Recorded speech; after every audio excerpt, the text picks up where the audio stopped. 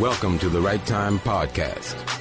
The Right Time with Bomani Jones. Bad guys back, kiddos. Welcome to the Right Time with Bomani Jones on ESPN Radio, the ESPN app, and Sirius XM Channel 80.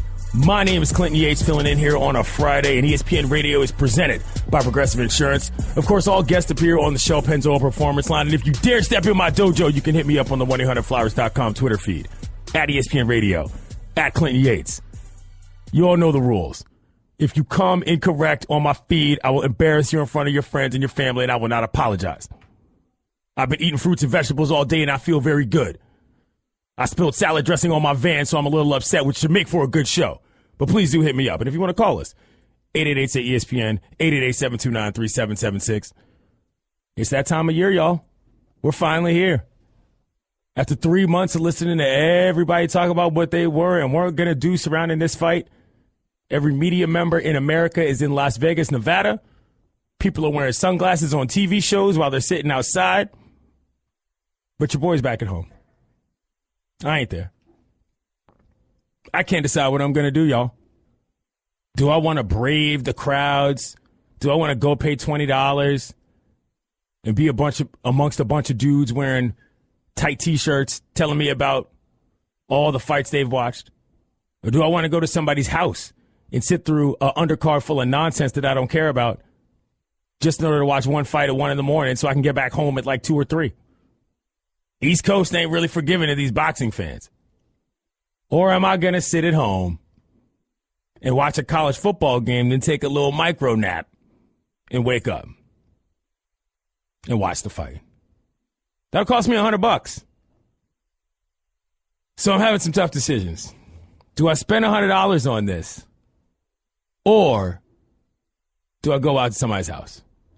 Because the thing is, after you add all that up, time, irritation, booze, food, you know, we're getting toward the $100 mark if I'm out all night.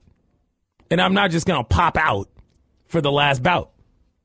That doesn't make any sense, and you can't even calculate that if you tried. It's a serious trade-off. But I also realize that there's no way I'm not going to be able to watch the fight. Because I also happen to host another show. It's called The Morning Roast. It's on Sunday mornings, 9 a.m. to noon. Myself, Dominic Foxworth, and Mina Kimes, who you'll hear on this program later. Let's quickly run over the guest list. Myron Metcalf of ESPN is going to join us to talk about Mayweather-McGregor. Also, don't forget, we got a pretty big-time college football game we got happening Saturday. So we're going to get to that. That's at 4:15. At 4:45, my man Master Tesfasian from the Washington Post is going to join us to talk about the Browns' anthem protest. If you haven't seen his latest story, he had the inside track on how all of that developed.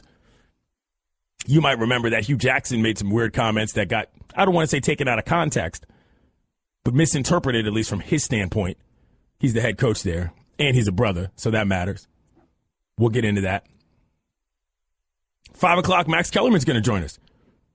He was one of the individuals wearing sunglasses on TV today. He had a nice little polo going on, short sleeve joint.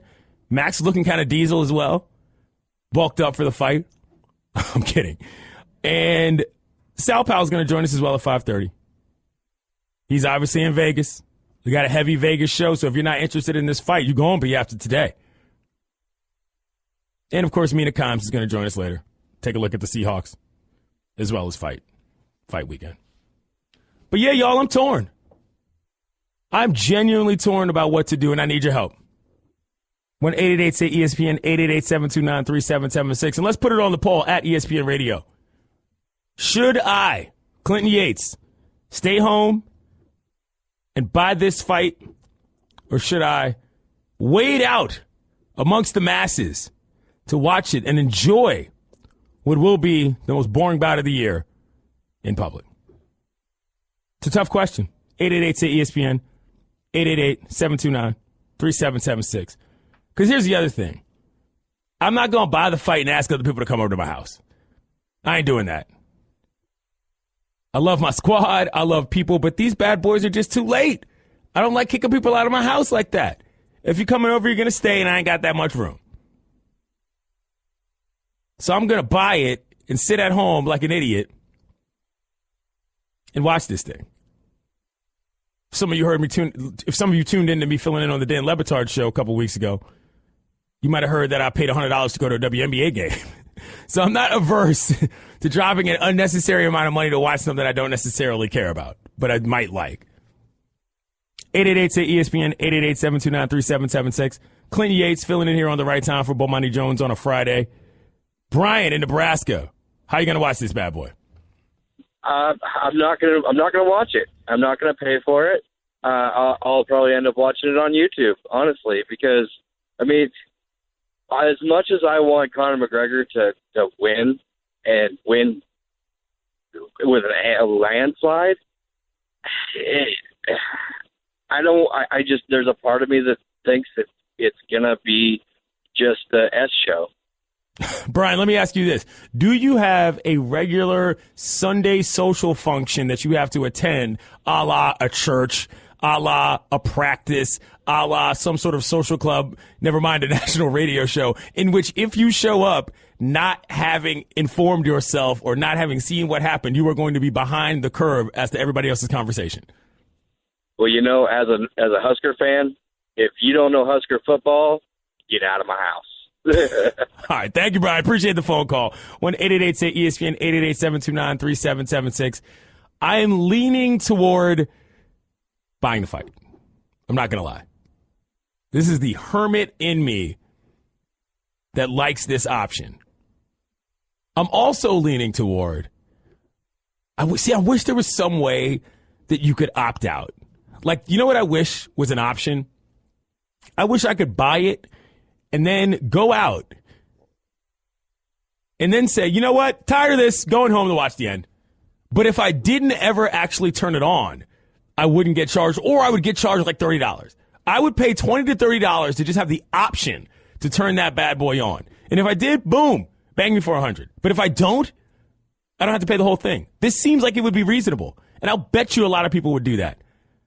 Because you can get out there and you can say, you know what, let me see what these clowns are about. Let's see what people are doing in these streets. I'll go check it out. But then if you get out there, fight pops off. And by fight, I mean some pugilism inside of the place you happen to be. I don't mean the one on TV. Or some otherwise untoward happens, you can bounce. But you're covered. It's like a little insurance policy. I got pay-per-view progressive thinking for you right here tonight. 888-ESPN, 888-729-3776. Stu in Indiana. Yes, I waited this late to make plans. All right, well, you're waiting too long to make your plans, though. The last hour, you got to be ready for this. I mean, look, I'm a game time decisions kind of guy, and I'm waiting for something crazy to break in order to convince me that I should buy this. Have you been locked in the whole time? Yeah, we've been locked in, me and my buddies, for about a month now. What's your setup going to be? Is it going to be your house, his house, you guys all pitched in? Buddy's house, everybody pitches in. We do that for all the UFC fights anyway, so everybody's got their fighter. Me personally, it's Mayweather in 7. Okay, thanks for the phone call. That's a good setup. If you have a regular routine, I understand how this falls into the regular routine. I don't have a regular routine. I don't really watch boxing. I may or may not happen to be out when a UFC fight comes on, and I will then thus change my eyes toward it, but I'm not normally doing this. Let's hear what Teddy Atlas had to say about whether or not McGregor could revert to UFC form. Plan A or Plan B might be for him to come in low or kick or whatever, get Floyd on the floor, pound and ground him, win, get disqualified, pay the fines, put his arms up in the air, and proclaim himself the emperor of the universe in all combat sports. And you know what? Who knows? He might even have a signed contract with some bad boy promotional company that's paying him $20 million if he does that. And even if he doesn't do it, his brand, yeah, he loses. Technically. He wins, though. His brand goes through the roof. This is such a long conspiracy theory from Teddy. I mean, he went all the way around on that. He didn't just look at second after rounding first. He was coming out of the box hard, dug in and coming around second. Head first slide, and the third ball got away. He tried it home. That was a full-blown conspiracy theory from Teddy that I'm only halfway there with him on. If Conor decides to go UFC, It's not going to get all the way to him winning the fight and throwing his hands up in celebration and collecting some check from some side goon company, Pulp Fiction style. In the fourth, your butt goes down. It ain't going to be all that.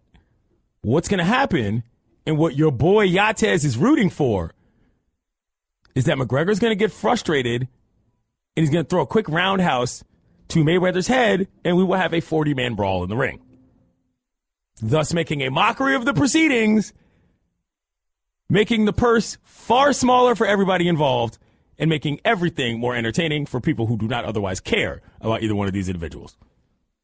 You want entertainment? If McGregor goes UFC, you best believe Mayweather's corner is coming out of there faster than any of those guys in that dugout in Detroit did. Trust me on that. And because I happen to find both of these two individuals somewhat despicable, I'm actively rooting for chaos. The Right Time with Bomani Jones. Almost fight night, but this is The Right Time with Bomani Jones on ESPN Radio, the ESPN app, and SiriusXM Channel 80. My name is Clinton Yates, filling in here on a Friday. Got a lot going on this weekend. Fight night, obviously, between Conor McGregor and Money Mayweather. Got a little college football as well we got to talk about. And joining us is ESPN's Myron Metcalf on the Shell Penzo Performance Line. We'll get to college football later, Myron, but I have a very important question for you. Should I or should I not buy this fight? You got to buy the fight, man. You got to buy the fight if for no other reason, man. You got to be able to say you saw it. Like, you don't want to show up Monday morning and not know what happened. That's Monday morning, I got to show on Sunday morning. True, so I got to see it. You got to see it, man. You got to buy it. What do you think about this theory that there should be some sort of like tiered insurance policy where you can buy it for $100, but if you don't actually turn it on, you only get charged like $30. So like I could go out and in case I'm having a bad time, I could just go home and then turn it on. That's what I wish I had an option for, but I don't.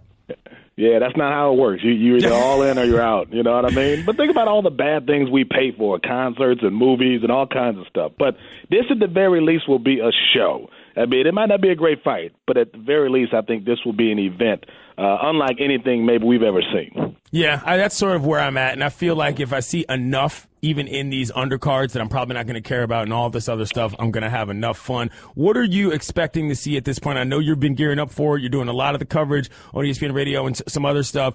What are you sort of expecting at this point, considering all of the weird twists and turns we've seen this bout take between the glove stuff, between the weigh-in stuff, you know, between this UFC grapple sort of rule and this referee? Where are you expecting this to go right now? I don't know. I think Conor will make weight, but I think a lot of people don't understand that in boxing, you know, you're only going to make weight for 5 seconds. I think Conor will be huge tomorrow. I think he's going to outweigh Floyd Mayweather by, you know, anywhere from 10 to 15 pounds, maybe more. And I think that size advantage will be very interesting. He's going to be definitely the bigger, stronger guy in there. And I think in the first round, he's going to come out looking like a fighter. He's going to throw punches. He's going to be aggressive. And I think a lot of people are going to get hyped up into thinking that Conor can pull out the upset based on just his energy in the first round. But I think come second round, Floyd would just start toying with him, man. It's just it's night and day, you know, trying to decide like what a guy without a professional fight, how he's even in the ring with a Floyd Mayweather, and people who think that he can actually compete. It's actually crazy, man. But he has a chance. We'll see. We'll see how he performs. What do you think about Mayweather guaranteeing a knockout? This is not something that he does, not remotely. Most of his fights are not knockouts. They're too boring to watch. Do you think this was just some more fight palaver, or is this actually even possible? I think he's going to knock him out just because he's going to pile up so many punches. Like, here's the thing. You know, no, he's not like a one-shot knockout guy like Mike Tyson or George Foreman was back in the day. But if you hit the dude 1,000 times in the same place on his face, eventually you're going to wear him down. And I think that's the thing with Floyd Mayweather is he's so precise, he's so accurate. He is not going to waste any punches in there. And when you have a tired Conor McGregor who by the second or third round realizes that this is not the UFC and he is at a complete disadvantage, it's not just the physical element, it's the mental element in boxing. And I think Floyd will just put him in a position where he just doesn't have anything left. And he'll hit him with something, and it'll put him out. I think he'll get the knockout in the first 4 rounds. We're talking with ESPN's Myron Metcalf here on The Right Time with Bomani Jones. Clinton Yates filling in here on a Friday. Look, if Conor wins, Teddy Atlas has said that he thinks this would be a massive blow for boxing from a reputation standpoint, amongst other things. Do you agree with that as much as nobody seems to think he has a chance? Yeah, they would kill boxing. I mean, you got to imagine, this is the face of boxing. This is the current Mike Tyson, the guy who controls the sport, the most important guy in the sport. If somebody comes in without any professional experience and beats Floyd Mayweather, that is the end of boxing. Every single boxer in the sport will suffer if that happens, because the people who already think that boxing is a joke, they'll have confirmation. I think the few people who are hanging on and backing the sport, I think they'll even have their doubts. There'll be diehards like me who will always follow it. But in terms of a mainstream sport, it'll be the biggest embarrassment in boxing history if he loses, and I think that would dramatically affect the sport. Right, but Myron, I mean, come on, he's 40 years old, and also I think that there's an argument to say that boxing is not a mainstream sport. You know, if people already view it on the fringes, this kind of a freak show happening, I think, would be a point to the fact that it's actually good, and you can't just walk in there as an old guy and expect to beat somebody with no experience. Yeah, but I mean, the top guys are still mainstream. I mean, Manny Pacquiao and Floyd did 4.6 million pay-per-view buys. This one is expected to hit 5 million. The age thing, I think, matters when we're talking about a guy who's not an elite athlete. We're talking about Floyd Mayweather, a guy who's been doing this since he was a little kid, a guy who has never lost a fight. You know, this is not Man and Juice fighting in the park at the 4th of July family reunion. This is a dude who has been in the ring for 30-plus years, right? This is a dude who's been in the ring for 30-plus years. Listen, you could get some strong 20 or 25-year-old off the street and put him in a ring with Evander Holyfield right now. Guess what? Evander Holyfield will still put hands on you after 50. These guys are professionals. This is what they know. This is what they do. The age is not going to matter. Floyd's in tremendous shape. And again, he is 49-0. He's been doing this since he was a kid. He has instincts that Conor McGregor couldn't learn if he fought for 10 years in the ring. He has every single advantage. Age ain't nothing but a number. We're talking with ESPN's Myron Metcalf. Let's switch gears to college football, another thing you cover. We got a couple of big games this weekend. Michigan, Florida is obviously not the same tilt as Alabama, Florida State, but it's a big game. Talk to me about both of those. We got Jimbo Fisher facing off against Nick Saban for the first time. Yeah, I mean, with Florida, Michigan, I think the thing with Jimbo right now is it's not that people, I think, doubt him. I said Florida, Michigan. I meant you meant Florida State, Alabama. It's not that people, doubt who he is as a coach, but I think this is kind of the year where you go, okay, DeAndre's back. You've got all these talented pieces. Derwin James is healthy. You got all these guys who I think defensively, athletically, if you're going to match up with Alabama, a team that lost, I think, 9 guys off their defense from last season, this is the year. So I think this is one of those situations where if you're in that category, you have a great chance to make a stand early in the season. And I think this is one of those games where it's vital for both teams. Let's say Alabama wins.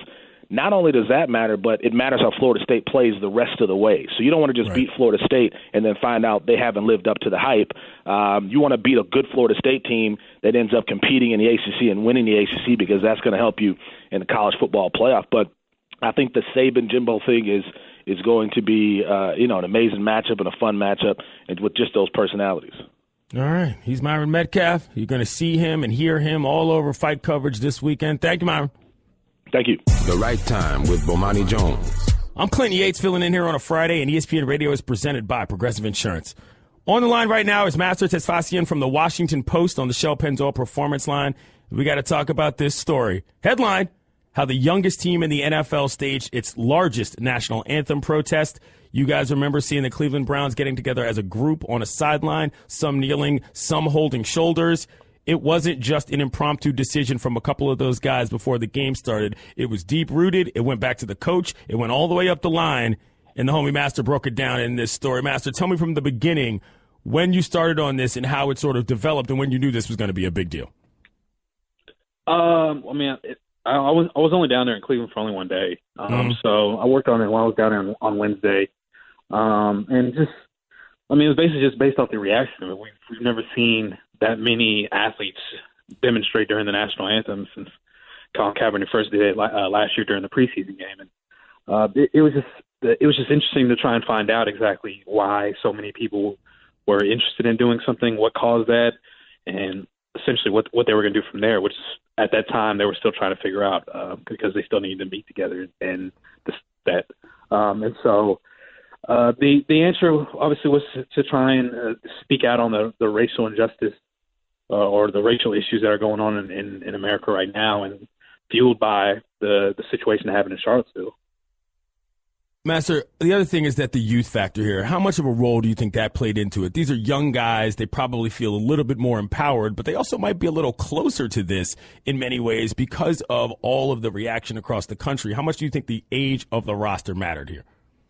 Yeah, I think it did play a certain factor, just because, again, like you mentioned as well, just they're more aware, and something that they didn't touch on, but also when you got these rookies or second-year guys, they're locked into their rookie contract as a 4-year deal. So, I mean, if a franchise already invested a second-round pick in you or third-round pick, or you use it as an important piece in their building block, especially in a situation with the Browns where they specifically decided to go extremely young with their roster and just build up on the draft and just stockpile draft picks, it's difficult for a team to quickly move on from them, if that makes any sense. And so whereas like where you see veterans, essentially they have 1 foot in and 1 foot out of the league, and their career could at any moment, and they're basically attempting to try and get as much money as they can while they still can, because there are very few situations that they will be in that will pay as much money as the NFL does. So that was part of it was interesting, and also just having you understand that obviously young people grew up in a digital age where social media always gave you a platform to speak out and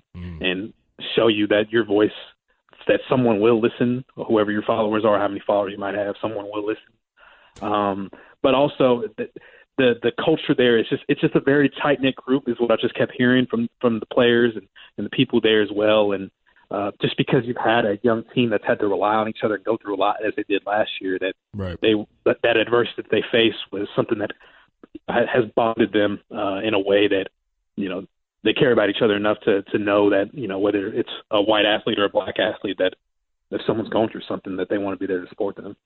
He's Master Sebastian. He joins us on the show, Pennzoil Performance Line. He writes for the Washington Post. I want to ask you about that, though. Seth DeValve, he was the first white guy to basically take a knee. In addition, his wife came out and wrote something that said, don't look at him as a white savior.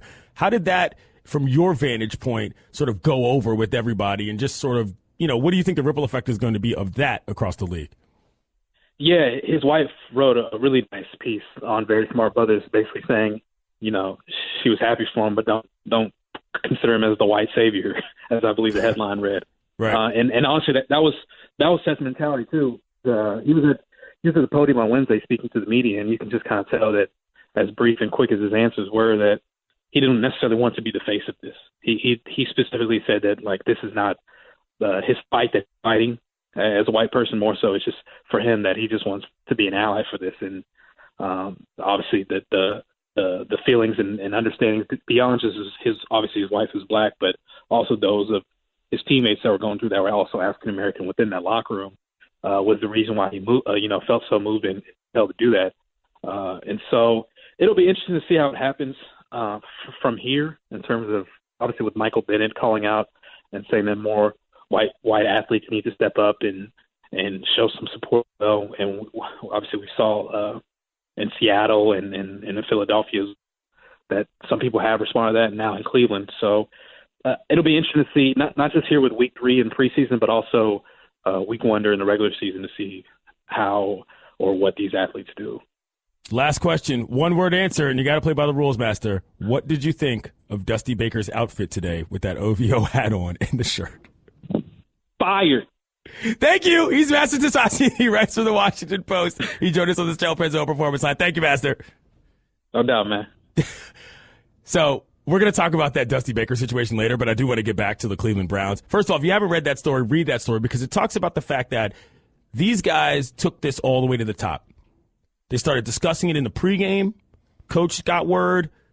They said, hey, we probably should take this to the owner just to make sure we don't have a problem.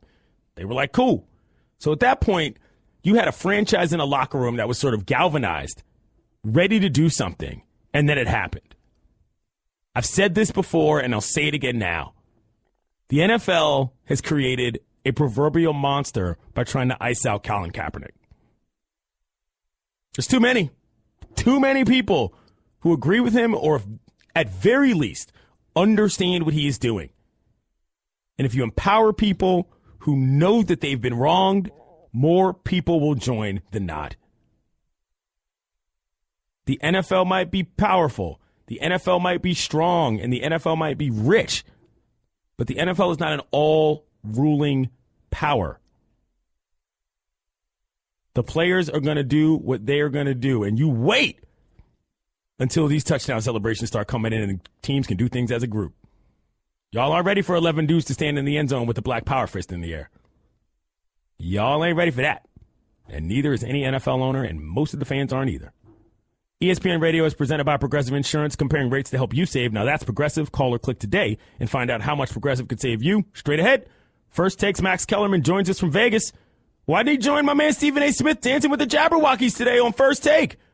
Okay, keep your eyes closed. Okay. I want to show you my first ever painting. All right. Okay. Open your eyes. Oh, that's a lot of colors and shades. So be honest. What do you think? Well, I like how if you switch to Geico, you could save hundreds of dollars on car insurance. Oh, yeah, that's true. Yeah. Here, why don't I hold your paintbrush while you call them? Geico, because saving 15% or more on car insurance is always a great answer. Welcome to the Right Time Podcast. The Right Time with Bomani Jones.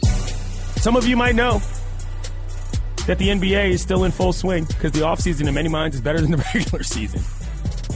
But the blockbuster trade that went down between the Cleveland Cavaliers and the Boston Celtics was one that the NBA has never seen before. 1 and 2 in the Eastern Conference. They swapped their 2-point guards in something we haven't seen in a long time. Kyrie Irving goes to the Celtics. Isaiah Thomas, Jay Crowder, some guy whose name I forgot, and the Nets pick goes to the Cavs. Now, there's a couple things about this. Those of you who have listened to me for a while on this network know that for a while I was sort of knocking Danny Ainge. Excuse me. Because I said he's got one too many choices to make with all those assets and a fan favorite on his side, and the big problem of a monster blowout at home in the playoffs in front of America. Now, I caught a lot of heat for saying that. I said, I don't really like the position the Celtics are in. People are like, oh, that's just because you're a Wizards fan. You talking about the Zardos. You mad because they beat them. No, it's not it at all. I just know that sometimes some people, if you've got to make 5 chess moves versus 2 checkers moves, it's pretty difficult to do the former versus the latter. And I said, somebody's got to go when you get banged by 50 points on your home floor in the playoffs to the Boston Celtics. You ain't the Grizzlies. You're not some side squad that's not even used to being there. You get popped by 5-0 or nearly 5-0. Something's got to change. But the problem is the only thing that could change was getting rid of either a guy you had locked up for a while or a guy you spent a lot of money on, and Al Horford, or getting rid of your fan favorite player. That's what my position was. Something has to change. You can't just bring in somebody in the offseason. You can't just draft a guy and get a guy with top picks and cap space. Something larger than that has to change, and something did. But what they gave up is confusing to me. You're telling me that package couldn't have gotten Paul George? You're telling me that package couldn't have found its way to a Jimmy Butler? Why does that matter? Because getting Kyrie is one thing. But he plays for the team that just smoked you on the way to the NBA Finals. In a vacuum, it is a great pickup. However, the other people inside that nasty vacuum bag we call the Eastern Conference are LeBron James and the Cleveland Cavaliers. You might have gotten maybe better within yourself, but you didn't get better versus them. And they are the hurdle. So while this doesn't make this entirely stupid, in my opinion, it is a bit quizzical from a long-term strategy standpoint. You can't tell me that Ainge can go out and then sell, hey, we can win now, to Celtics fans. Let's hear what he had to say about what it's like getting a player like Kyrie. I think it's extremely rare to be able to trade for a 25-year-old player that's done what he's done in his career and the offensive weapon that he is. And, we know we're paying a heavy price, and we love the guys that were here, and we didn't really want to give up any of those pieces to make this deal work, but we're excited to have Kyrie. Why, yes, it is extremely rare. You know what else is extremely rare? LeBron James. And as long as that guy's hanging around, making trades with his team that send your best overall player, your best defensive player, and a pick to that team, it means that you have basically admitted there's no way you're getting past them until he decides to leave. Which may be next year. And if that's the case, then Danny Ainge, well played. I don't think this is a horrible move. But I do think it states very plainly, y'all know y'all can't beat LeBron. So y'all are going to help him get better in the short term? I just don't get it. I just don't get it unless he's going to come out and say that. And he sort of did as much. Let's hear what Danny Ainge, Celtics GM, had to say about how non-easy it was to pull the trigger on this deal. It presented itself. It wasn't available earlier in the summer, this same opportunity. And these are very difficult decisions, as you can imagine. We face these difficult decisions at all times during the year. You never know when something may present itself, but an opportunity for us presented itself, even though it is a high price tag. It is a great value that we're giving up. We love Isaiah and love Jay Crowder, and we're just getting to know Ante Zizic, who we've watched and nurtured over the last year, and giving up a quality first-round pick. But, acquiring a 25-year-old perennial all-star, a player that, fits a timeline for us and is a fantastic offensive player, is one of the best offensive players in the league. You have to pay a heavy price. Ante Zizic is the guy whose name I forgot. But like I said, I think this deal makes sense potentially. Still got a lot of assets out there in Boston. There was one problem, though. Holla at me in 2023. Because these next 4 years, they ain't going to be nothing if you got to rely on rookies to start. Things also going to be a little awkward in Cleveland with your man Jay Crowder potentially being involved with D. Rose's high school girlfriend. That's a different discussion for a different show. Straight ahead, ESPN Sao Paulo joins us from Vegas. What are the fighters saying? What are the trainers saying? What are the fans saying in Sin City? Sal Paolantonio joins us next. I'm Clinton Yates, filling in for Bomani Jones. It's the right time on ESPN Radio. First, a word from Tostitos. NFL fans will do anything to help their team win. Tostitos, the official chip and dip of the NFL, created lucky bags for select NFL teams this season. They participated in team traditions with the hope that doing so would bring luck to each team. They raised the 12th man flag for the Seahawks. They waved the terrible towel for the Steelers bags, and they gave Broncos bags a mile-high salute. Current NFL players Dak Prescott, Jadeveon Clowney, Joe Flacco, and Aaron Donald all participated to make their team's bags lucky. Visit Tostitos.com to see how the Tostitos made your team's lucky bags and pick one up at a store near you. The Right Time with Bomani Jones. Time with Bomani Jones on ESPN Radio, the ESPN app, and SiriusXM Channel 80.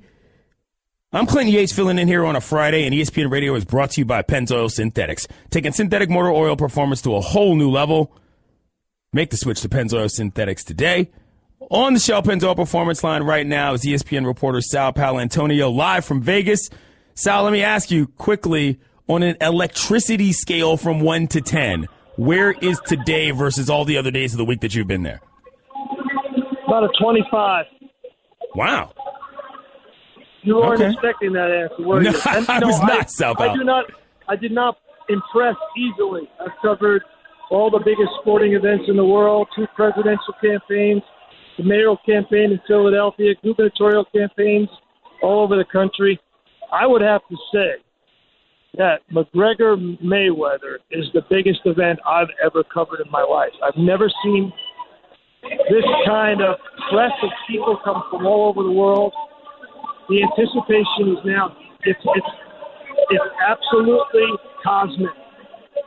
Wow. All right. Well, it sounds like you're at the weigh-in. Do you think this guy's going to make weight? And what's going on around you? Sounds pretty loud. I'm at the weigh-in at T-Mobile, and they're weighing in the undercard guys. We're just waiting for Mayweather and McGregor to arrive shortly. That part of it is going to be about 3 p.m. I apologize if you can't hear me, but there's several factors that lead me to be a little hyperbolic here. One is the amount of money being bet is off the charts. It's now the largest gross gambling amount on any boxing event in the United States history. So there's that one, maybe worldwide. Two, the number of pay-per-views is off the charts. It's going to set a record. Three, you have an international influx of people all over the world. England and Ireland have made a little colonial enclaves here in Las Vegas. Everywhere you go, you just see large numbers of people coming in from all across England and Ireland, and now Mexico, and all over Central and South America. And I was told that I-15 from L.A. is almost a parking lot. Wow. They're expecting 300,000 extra people. We talked to Sergeant Tom Jenkins, who's the head of the Homeland Security Operation for the Nevada PD. Yesterday he came in and gave us a briefing, and he said that they're expecting 300,000 people. They've already got evidence of gangbangers from L.A., Chicago, New York, Miami, across the border from Mexico, who have come in and are ready to make all kinds of crazy trouble because they know the amount of people and money that is going to be on the street in Las Vegas. We're talking with ESPN reporter Sal Paolantonio, who's live from Vegas. I mean, I wasn't expecting you to take that left turn, but I'll ask you to follow up on that. Do you think it's possible that this event is marred by some situation that resorts to violence? Yeah, no, I don't know. But when you have that many people here, I think it's critical to know that the Las Vegas Police Department is aware, and they have mobilized to make sure that is not the case. All right, well, Teddy Atlas said an interesting thing. He said that he thinks that if McGregor finds a way to win this fight, it is absolutely devastating to the sport of boxing because people just won't be able to take it seriously. Do you agree with that? Yeah, it's hard for me to know. I mean, Teddy Atlas is more of an expert on that situation than me. Right now, I'm just embedded with Mayweather, and I'm trying to report on what I see. I'm a reporter, covers the NFL, has covered all kinds of things. And to me, this is a feast of journalism, right? There's so much going on here on so many cultural and sporting layers that I'm trying to be aware of exactly what's going on at all times. And I think I'm going to let the post-fight analysis after speculation to be left for others. I'm going to go back to covering the NFL next week. Right now, I'm interested in how this thing is going to go down in the next 48 hours. And right now, I'm fascinated by two things: the amount of money being gambled, how it's being gambled, and the number of people from all over the world who are descending on this city to be part of a unique cultural event. And then, just in the microcosm of things, what is McGregor's weight going to be today? And then move on from there. And then tomorrow we'll get into the nitty gritty of the fight. So I'm trying to take it one play at a time. I hear you. All right. Well, last thing I'll ask you then, Sal, is what has been the craziest thing you've seen individually to this point in the Mayweather camp? Well, I haven't seen crazy. What I have seen is an intensity like I've never seen before. Wednesday night was really one of the biggest nights of my career in terms of what I saw. I was invited by Mayweather to be the only reporter, bring my camera into his last gym workout prior to the fight. And if it's his last fight, his last gym workout in his gym.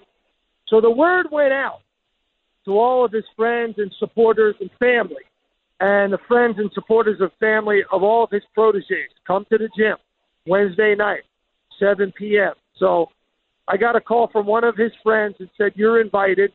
So I went, and I was the only reporter there. And I was 5 feet from Mayweather in that gym while he worked out at a ferocious and violent pace for 3 hours on the bag. We shot it. Duncan Morgan, my cameraman, did a great job of shooting it. We put it on SportsCenter that night. And for 3 hours, we watched him work out. And it was really intense. And there were children there from ages 3 to 18 watching it up close and personal. And they saw something that was historic and special to watch this man who's been so successful in his boxing career work out. His last workout in his own gym. And then he blew me away. I'll tell you, he blew me away. About 11 o'clock, he says, "We're going running." And all of his proteges go out on the street on the asphalt, 90 degrees, and they run for 40 minutes after a 3-hour workout. I mean, I was blown away by that.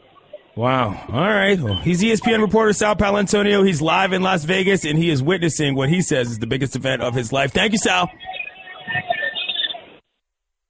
All right. Well, that was interesting. The weigh-in is obviously noisy. Talk about Mayweather blew him away. To hear Sal Paolantonio say this is the most intense thing he's been to, covered in his life. What? Might have to buy this fight. I mean, what are we talking about? That sounded crazy. Mayweather's doing 3-hour workouts and then running with his boys on the asphalt in Vegas, then showing up to gentlemen's clubs at 5 a.m. I mean, apparently this is real.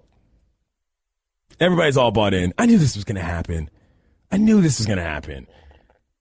were going to ramp it up early, tone it down, and then once it hit Vegas, everybody was like, I got to be there. I got to stunt.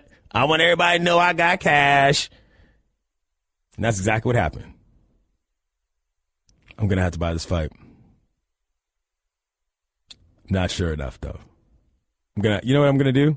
My final vote. I'm going to pull on my parents. Welcome to the Right Time Podcast.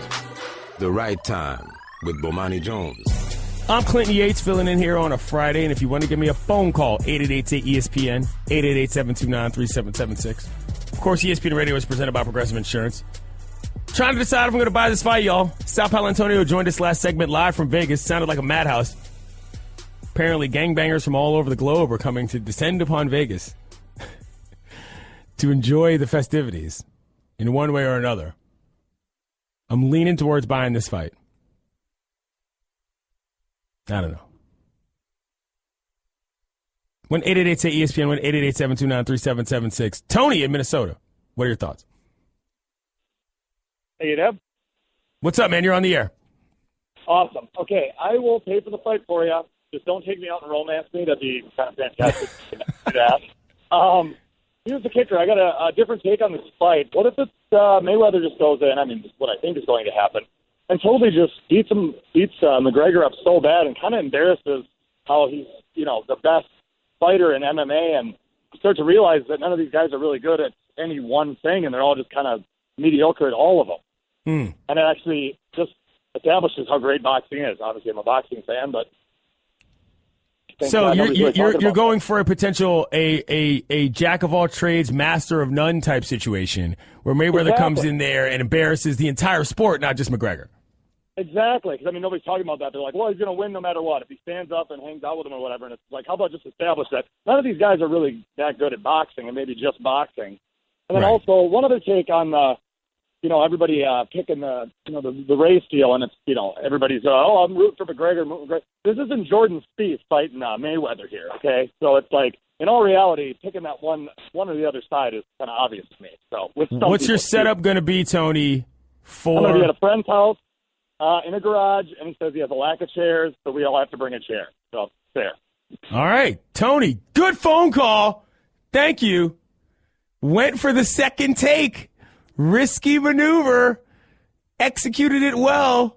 He got out on a limb, had a bit of a stumble, regained composure, and finished at the hoop. I liked that phone call, Tony. 1-888-ESPN, 888-729-3776. Tyler, I don't know what happens if Mayweather wins. You tell me. Oh, sorry, I couldn't hear you there. What'd you say? I said, I don't know what happens with Mayweather wins. You tell me. Oh, yeah. I think Mayweather probably will win, but I'm really hoping McGregor does, and I hope he knocks him out. I don't think that will happen, unfortunately, and yes, I will be watching. I'm actually driving to South Carolina to my friend Mike's house now to go watch the fight that he's buying, so I'm not personally buying it. I don't think you should either. You should get on that train. Go somewhere, go to a friend's house who's buying it and watch it with them. Okay, hold on here, Tyler. Hold on here, Tyler. How far are you driving to go to this friend's house? From Atlanta. So, I mean, how many hours is that, if I may ask? 3.5 maybe. Whoa, that's a trip. Yeah, I do it about once a month anyways, and so we kind of scheduled our, I guess, August trip, or not really around this, but we said, hey, this fight's coming up, let's do it this weekend. So it's pretty normal for me to go up there, and this fight just made it happen a little bit earlier than normal.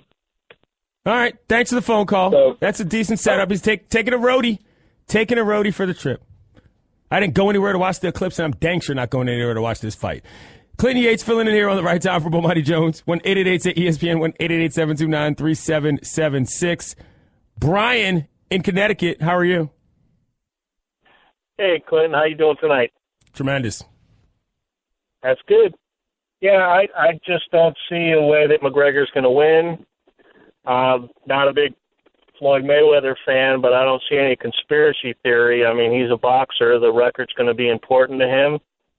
And I'm 100% with you with Kaepernick. Cops kill people with impunity. It's just very strange that people are okay with that. I don't understand. But anyway, I won't watch the fight. I won't spend my money. I think Mayweather should beat him easily. And hope you have a great weekend. Thanks for the phone call. Decent take, low enthusiasm, but he got it out, and he finished it on a nice note. 1-888-ESPN, 888-729-3776. Lamont in South Dakota, what's good? So, hey. You're on the air. How you doing? So, this fight, I guess the main reason I'm looking forward to it, I'm a huge Timberwolves fan. Nothing really going on in the summer, waiting for that Jimmy Butler, combo to be showing up. But I guess it's not the Canelo Triple G fight. We're not going to be getting Supreme Boxing. But it'll be fun to see these two kind of jerks punch around each other for a bit. Thanks for the phone call. Yeah, sure.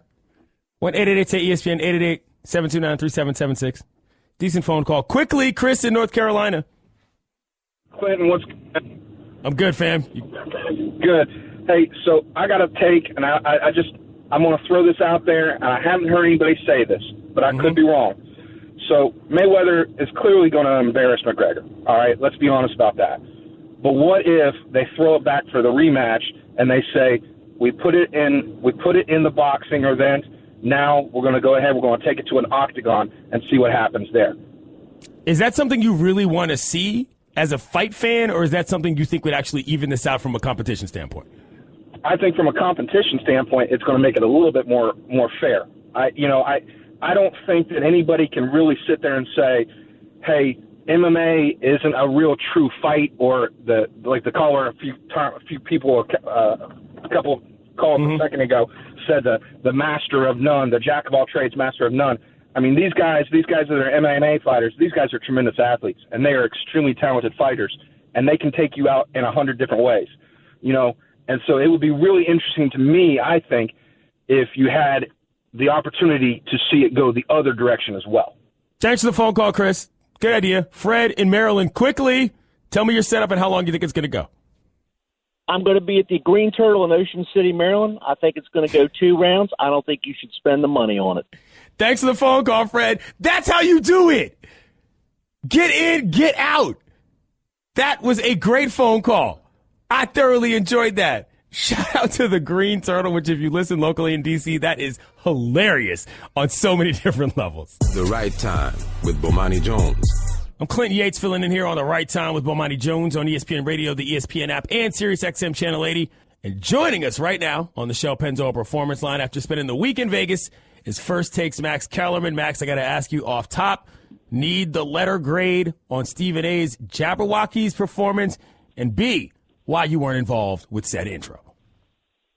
I don't do that kind of stuff. I mean, I can pop. Listen, I used to pop and break back in the day, but I'm not doing that on national TV 30 years later. And I would give Stephen A. B+. I gave him a B+ for that. Maybe even an A-. I was going to say, because, look, it's one thing to be able to have enough rhythm to get by in a crowded room. It's another thing to be able to have enough moves to get by with a dance partner in a squad. It's a whole other thing to go solo, as you said, on national TV and add a little extra to it. I was impressed with the gumption as much as I was with the actual ability to dance. Well, he started slow because when he tried to wiggle, like his electric boogie to start was you could see how rusty he was. So then he gave that up and went into more of the Jabberwockies thing, and he did better than the old popping stuff. Yeah, it's pretty good. We're talking with First Takes Max Kellerman. He was obviously in Vegas all week. Right now, just what is your biggest takeaway from all of the things you saw before we get into the specificities of the storylines of the fight? The biggest takeaway is it's the reason this is a big event, other than the fact that we still sell sports through storytelling. And these are two characters that everyone knows. They're around the same size, so they're crossing over disciplines because these are just the two characters that people are most invested in combat sports. So that's the reason it's a big event. But more than that, what Floyd and I think also Conor realized going into this, maybe just intuitively, is that the nature of the media, it's a structural issue more than anything. It's not like anyone's, in back rooms going, hey, media guys, can you pretend that this is going to be a competitive event? Nothing like that. It's that over time, when you talk about a fight every day, and the fact that they, scheduled this in late August, that's all there is to talk about, basically. Right. And, very few people are going to come in every day and be like, Floyd's going to kill him, Floyd's going to beat him, Floyd's going to beat him. After a while, it's boring. You want more things to say. So people and producers and everybody in the media, editors start thinking, well, how could Conor win the fight, right? You start to dissect it and look at it from every angle. And so then people start thinking, well, here's how Conor could win the fight. And just through not wanting to say the same thing every time, people start talking about the fight as though it's an actual athletic competition. And in fact, some of them start even buying into it. But it is not a competition. It is an exhibition. And Conor McGregor has, if I could give you a percentage less than 0, I would.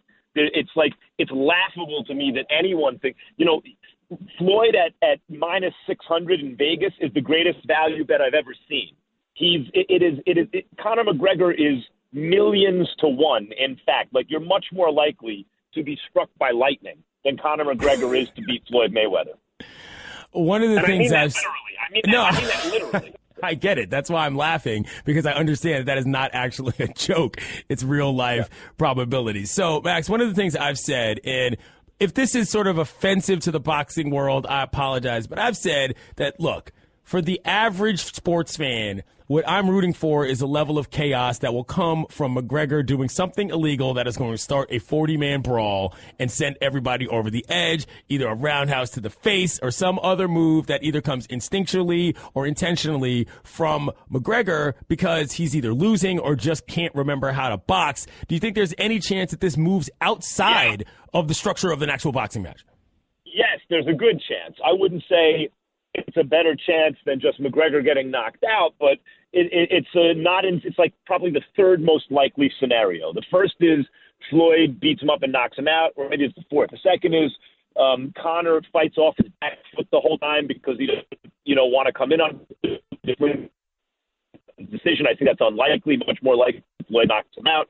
The third is that when they're in a clinch, Conor wants to show him who's boss and kind of throws him down. Not necessarily the kind of thing you're talking about, but throws him down and dislocates Floyd's shoulder or something like that. And then I think what you're describing is like the fourth most likely scenario, that Conor is frustrated in some way or doesn't want to be humiliated in some way and does something to DQ himself. That said, do we lose Max? His fighting career does not suggest that. He has a champion's heart, and you never know what happens if someone's essentially being undressed in front of millions of people and they feel humiliated. but I don't see him going out like a punk. I don't think he's going to.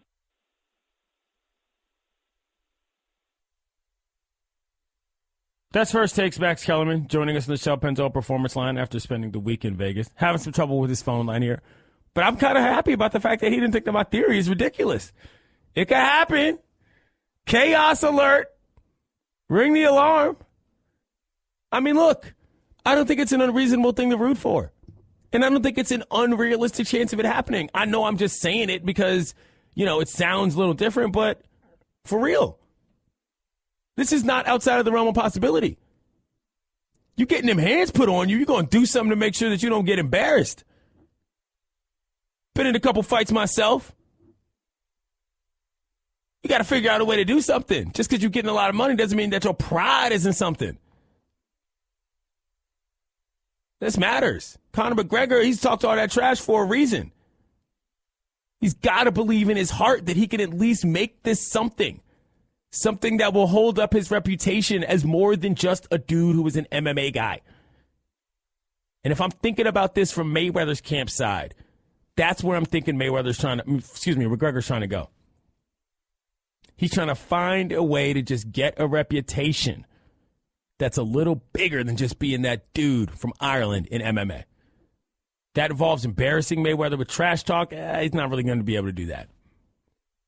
That involves potentially throwing him to the ground. Okay. That involves hurting him with a move that he otherwise hadn't seen. There's that too. Max, you back? I'm back. All right, well, let me say this. Teddy Atlas said that he worries that if Conor manages to pull this off, it'll be the biggest embarrassment for boxing and it'll basically kill the sport. I don't believe that. What do you think about that opinion? Well, no, if Conor can't pull it off, if you want me to say, just humor me as a thought experiment, what if happened? Then I would say the world just became a more interesting place because it revolutionized the way you'd have to think about, combat sports. And it would go right. It would make me question all the knowledge that I think that I'm certain of. Yeah. So, but the reason it would do that is because it's not going to happen. It would be as though there was a badminton player and it's a female badminton player, and she was a competitive college tennis player. But now she's the best badminton player in the world. And now she wants to play Serena Williams, having never played tennis since she was in college. Right. What would the odds be that she could beat Serena Williams? What would the odds be that she could get a point off Serena Williams? Which is why I'm telling you that well, it's a tremendous analogy. And with Serena Williams being my favorite athlete of all time, I understand it. I didn't get to ask him if he thinks I should buy the fight, though. I'm bummed. You have to ask him off the air, guys, because I really want to know his opinion. Alas. Give me a phone call. Got to stick with this. 888-ESPN, 888-729-3776. Paul in Pennsylvania, what's up? How you doing, buddy? Tremendous. I like listening to your show. I love your views. You brought up a little bit ago, I was listening, you brought up Pulp Fiction, man. That's why I like listening to you when you talk. You bring up old school stuff. I dig it. But here, to answer your question, number one, you got to watch the show. You got your show on Sunday mornings. You got to know what's going on. If your bosses don't pay you for that, you're doing something wrong. And then you can take it off your taxes because it's a business expense. But here, look, I got two college kids. They both go to Penn State, a freshman and a senior. They're coming home tomorrow with like 15 of their friends that I got to watch. I got to pay for that fight, and then I got to pay for the both of them to go out after it, and another $150. No, so you got to lay down the law, Paul. It's one or the other. You either have them at your house or they go out and fund it on their own. You can't be letting them gallivant and walk all over you like that. Clinton, they've worn me down, bro. I'm a retired Marine, 20 years. Thank you for your service.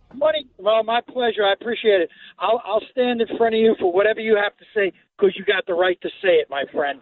But I'm worn down. They've worn me down. I think a lot of the boxing guys brought up the points. He ain't going to beat Mayweather.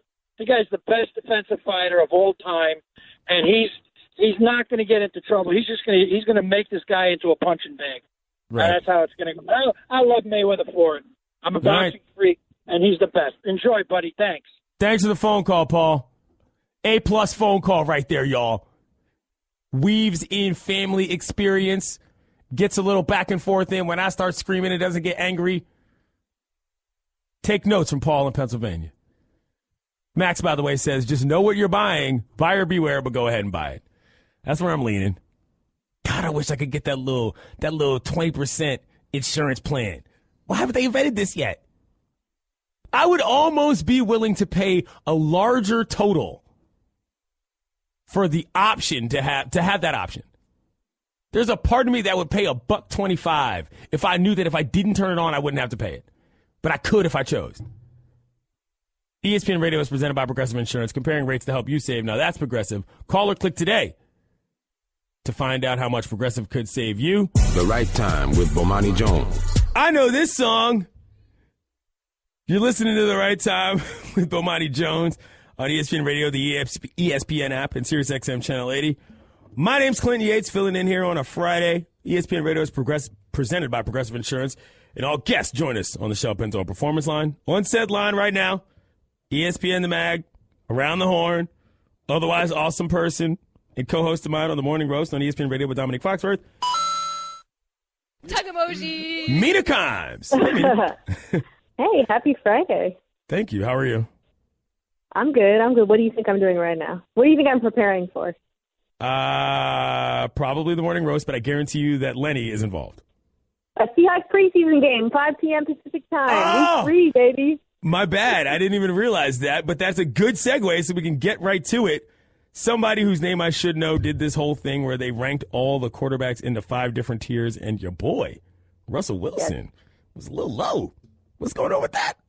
Yes, so that is QB tiers, and it's fascinating. Every season, Mike Sando talks to executives, scouts, whatever people around. I think actually executives, GMs, it's all anonymous around the league, and then he uses a system to come up with rankings based on that. So it's kind of a informal consensus, if you will. It's not what Sando thinks, but it's what they think, and it is a little crazy. I mean, Wilson, they're taking into account the fact that he was hurt last season and played behind a trash offensive line, but they know how good he is. So it's a little preposterous to me, to be honest. So what is your routine for this game? I'm sure you've got Lenny the dog, and you're going to have another setup. What's your situation tonight for Week 3? I got a new hat. I get a new hat every year, so I will be sharing some images of that hat probably. I went old school this year. It's the royal blue. But, Week 3 is for the heads, the preseason heads. It's always the best one because, you technically usually get to see the most of the starters. But, people are not playing as much. I think yesterday there was some disappointment. Cam Newton only played like a single series. He threw 2 passes. Coaches are really worried about their guys getting hurt. I mean, after what happened with, Odell, who can blame them? Mina Kimes of ESPN The Magazine and Around the Horn and the Morning Roast and every other outlet you find her on. She joins us here on The Right Time with Bomani Jones. My name's Clinton Yates, filling in here. All right, forget about all the Seahawks nonsense. I know you've been watching the Mayweather lead-up. Did you see Stephen A. Smith dancing on First Take this morning? Clinton, I did. And I know you did. What are your thoughts? I loved it, obviously. First of all, so I'm a Deborah Rocket fan. I think I find that stuff very entertaining. I'm a Korean woman. And what I liked about it was how much work he had obviously put into it. Like, you could tell, there'd definitely be some hotel room work in front of the mirror, some crack. Like, none of that was spontaneous, and that is why I respected it so much. I feel like there are 3 levels of dancing. There is the I have rhythm I can keep up in a room. There is the I have enough moves to dance with a partner and potentially not embarrass myself. And the third is I can survive an isolationist situation in a group. And the third is the hardest of all of those to level up to. Do you think you could do this on national TV? Heck no. I'm the 3 levels you described. Maybe that's why I respected it so much. Like, I'm fully in the second tier, Like, that's what we saw out of Stephen A. That was like singing a cappella. Like, that was, 100% putting himself out there. Do you think you could have done it?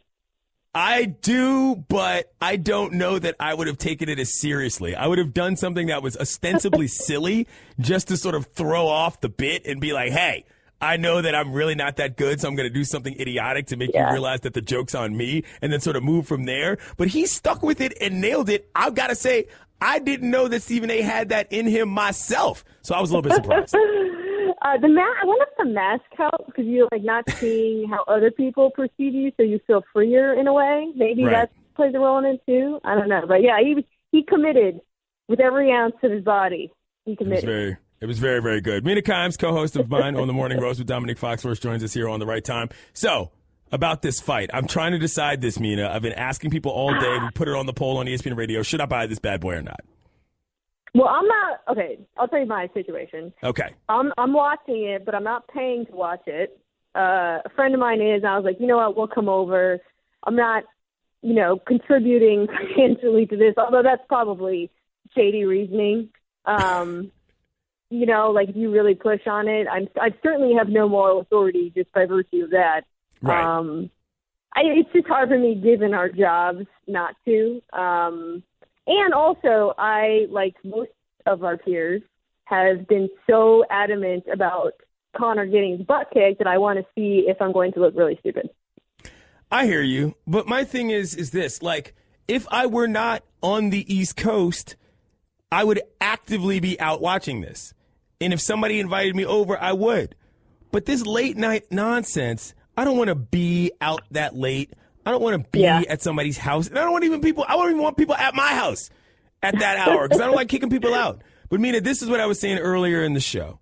I want a system where you can sort of pre-buy and say, hey, if I pay a premium up front and I don't actually turn it on, I don't have to pay all of the money on the back end. But if I do, you have to pay for it. So let's just say I could have it and then I could go out and I say, you know what, I paid $125 for this thing. You pay a premium in order for me to be able to say, you know what, if I get bored of who I'm out with, or if it just isn't working for me, or if it just gets too late, I can just go home and flick it on, and then I know I'll still have it. But if I don't actually do that, I don't get paid the full price. Do you think this is a good idea? Interesting. So it's like the old man contingency plan. It is the My old parents man could really contingency benefit plan. from this. Because they'll go to movies and they fall asleep, and I'm like, it's a shame you can't get your money back for being old. Sounds like you want something like that. Yeah, I'm not hating it. I think it's a good idea. Well, not all of us are willing to just act like we've read, seen movies and then read the Wikipedia pages. So, I don't know what you're talking about. I see tons of movies. So, what are your thoughts about the Seahawks overall, getting back to that this preseason? Have they shown you what you wanted? Do you like what they've done? Where are we at? Well, going back to the injuries thing, last week, the left tackle, who was not good by any means, but he was the starting left tackle, went down, out for the season. So today I'm going to be looking to see how the fill-in left tackle does. They're giving a couple guys a shot at it. They traded for a guy from Philadelphia. That's pretty much the main question mark right now with the Seahawks. Russell Wilson will probably play. I would say Russell Wilson. Russell Wilson will probably play most of the first half. So it should be good. I watched your boy, Miami J. I watched the full half of him yesterday. He looked pretty good. I saw a sack fumble, though. He did fumble. He did come on straight color. Like, he did a little bit of fumble, a little bit of deep ball, a little bit of interception, a little bit of touchdown. It's like the spice of life. He did look crazy in that Miami jersey, though. It was, like, very surreal to see him in turquoise. Miami J. I'm pretty excited about it. She's Mina Kimes. You can catch her on the Morning Roast with me and Dominic Foxworth, or on Around the Horn with other people. Kate Fagan's filling in, by the way, this week. I saw her earlier this week. Hey. And, of course, in ESPN the magazine. Thank you, Mina. Thank you. Talk to you soon. Say hi to Lenny for me. Lenny's her dog, for those of you who don't listen to the Morning Roast. What's wrong with you? You obviously should be doing that. It's clearly the great show. Thanks for listening to the Right Time Podcast. Please come back tomorrow for more. And don't forget to listen to The Right Time with Bomani